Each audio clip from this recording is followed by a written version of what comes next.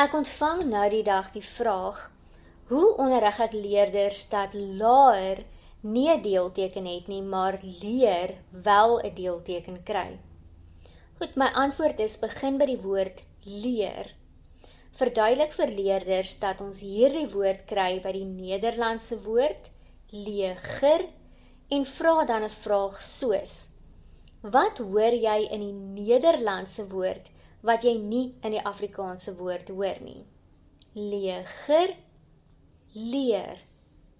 Goed, ons hoor 'n g-klank in die Nederlandse woord, wat ons nie in die Afrikaanse woord hoor nie.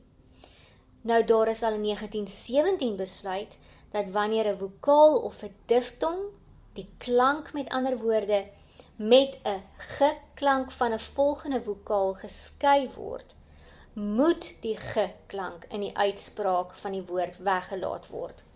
Soos ons dink aan die woord leger, volgens hierdie reël in 1917, veronderstel dit dat ons sê, ons het 'n e, 'n vokaal, en hy word met die g-klank geskei van 'n volgende vokaal, leger, en dat ons dan daardie g-klank in die uitspraak moet weglaat. Maar in Afrikaans moet uitspraak en spelling tot 'n groot mate ooreenstem, en dit impliseer ook dat ons die letter wat daardie klank voorstel ook dan moes weglaat.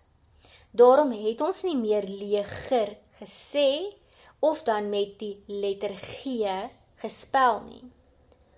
Tog gebruik ons tot vandag toe nog die deelteken. Maar hoekom?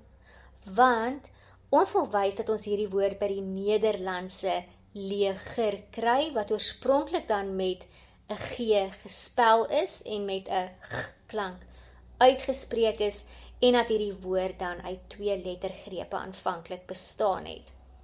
So 'n deelteken noem ons 'n historiese deelteken, want ons gebruik dit om historiese redes.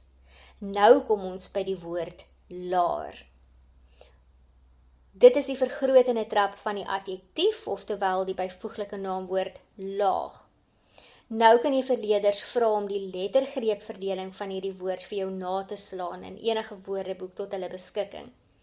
Nou in die 2015 HAT sien ek onmiddellik dat hierdie woord uit 2 lettergrepe bestaan. La, koppelteken, Goed, daar is 2 lettergrepe.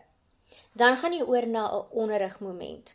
Jy verduidelik vir die leerders dat wanneer vokaalletters tipies na mekaar staan en tot verskillende lettergrepe hoort, ons 'n deelteken gebruik.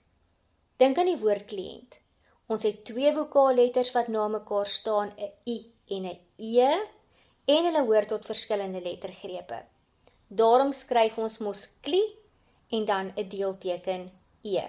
Maar as ons dan in laer ook 2 vokaalletters het wat na mekaar staan en hulle hoort ook tot verskillende lettergrepe, soos wat ons in woordeboekinskrywing sien, waarom kry hierdie woord nie ook dan 'n deelteken nie? En die antwoord hierop is in Afrikaanse woorde kry die letterkombinasie AE geen deelteken nie, al hoort hierdie A en hierdie E tot verskillende lettergrepe. Ja, ons sien wel in woorde soos aerobiese oefeninge, daardie aerobies of aerobatiek, sien ons wel 'n deelteken, maar daardie eerste woorddeeltjie, daardie A deelteken R, dit kry ons weer van Latyn via Grieks, so daardie deelteken binne daardie woorddeeltjie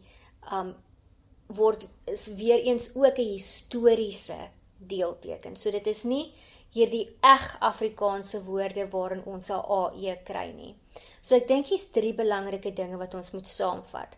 Nie alle vokaalletters wat langs mekaar staan kry 'n deelteken nie.